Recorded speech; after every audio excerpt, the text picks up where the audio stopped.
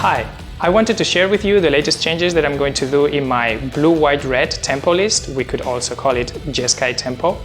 And I have realized about these changes after testing the deck very much against the current metagame, and I realized there were a little bit of inconsistencies because I believe I've been a little bit greedy designing the original list that I was playing.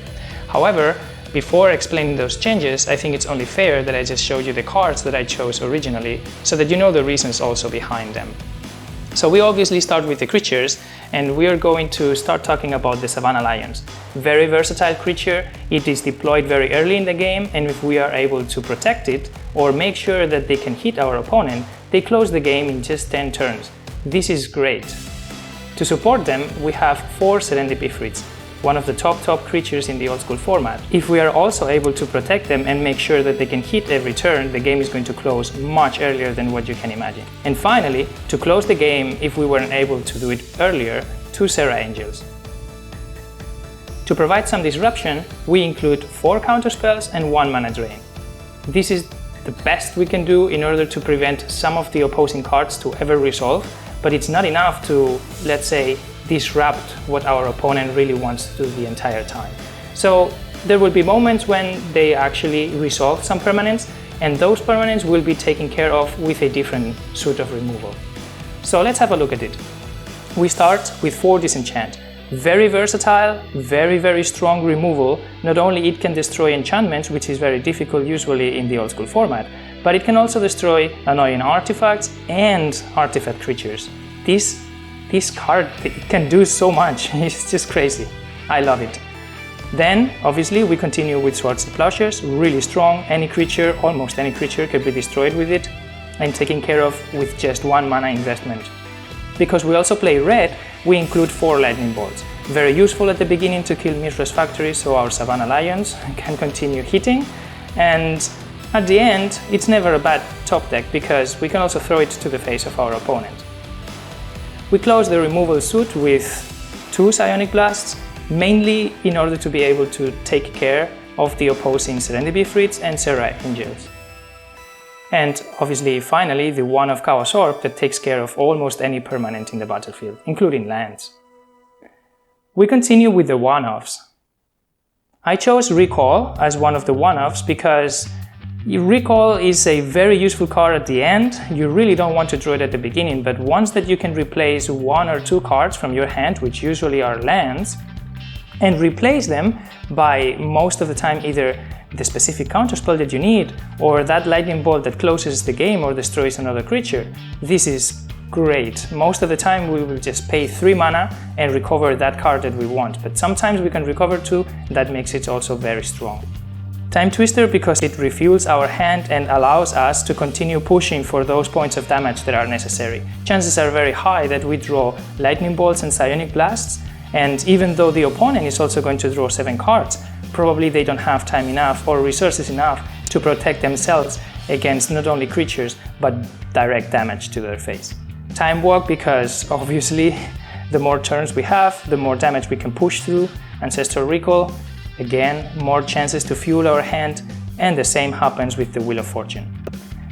Demonic Tutor, in order to find the card that we really want in that particular moment, could be most of the time Chaos Orb, or one of the cards that refuels our hand like Time Twister or Wheel of Fortune. And obviously the obliterating Mind Twist to just devastate the hand of our opponent so that we don't need to counter something that gets discarded. So basically just that's that. So we start with the mana base, and that's the usual Sol Ring plus 3 Moxes that go along with the colors of this deck and Black Lotus. And we continue with the lands. Obviously, having a deck with 3 colors and making sure that we need to have every color available as early as possible implies that we will want to use 4 City of Brass. Then we continue with the 4 Volcanic Island to provide this color combination and 4 Tundras. The reason why they are both blue-based lands is because of these cards, the counterspells. Double blue is very important, and from the second turn we really want to be able to at least be able to have a counterspell available or represent counterspell, while at the same time we can react to certain things with Lightning Bolt with red, and also with white Disenchant and Swords to Plowshares. We continue with 4 Mistress Factories. They are going to support our aggression plan in the mid-game, and in the early game they can also be used as blockers against creatures that we haven't been able to remove yet. We conclude with the mandatory Library of Alexandria and the Strip Mine. So now that you have an idea of the cards that I included in the original decklist, let's have a look at the changes that I want to do, which are not too many, but at least now you will understand why.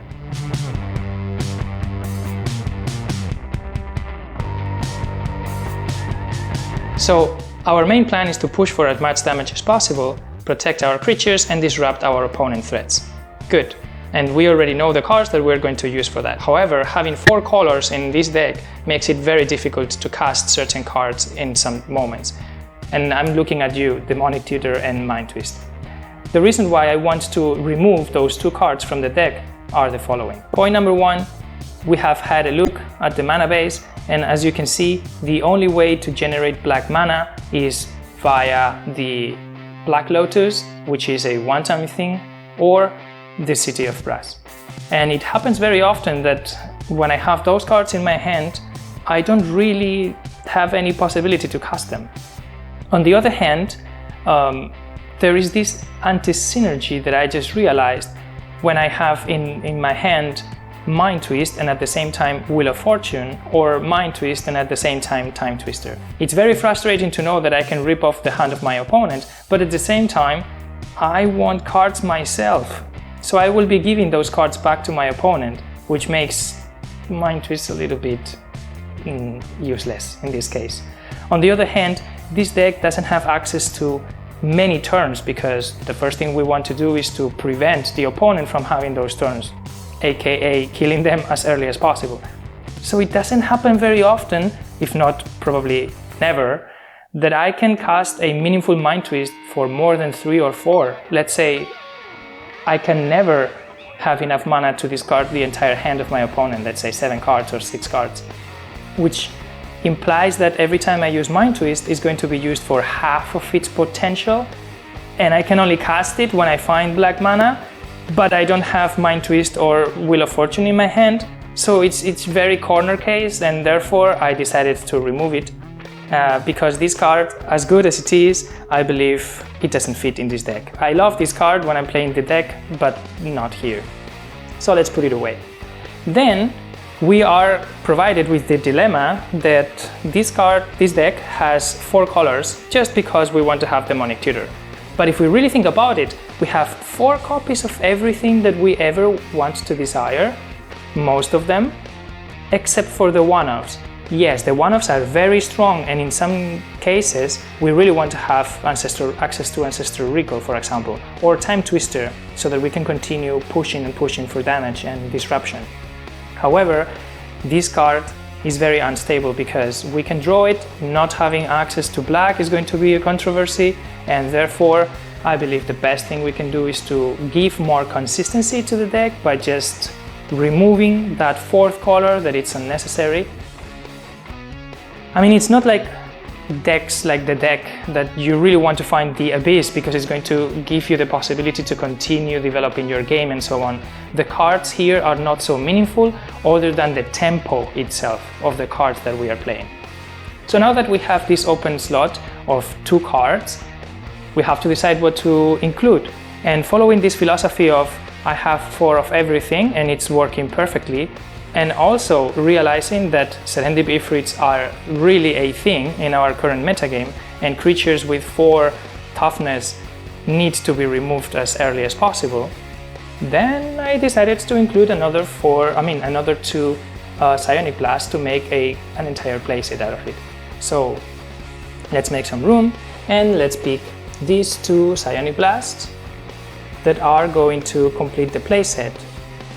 And you can call me crazy because, oh my god, you're going to get so much damage yourself. Well, I prefer to take 2 damage than 3 damage per turn because I don't find that Swords to Plowshares that I have, and my Lightning Bolt is going to do absolutely nothing against this Serendip Ifrit or Serra Angel.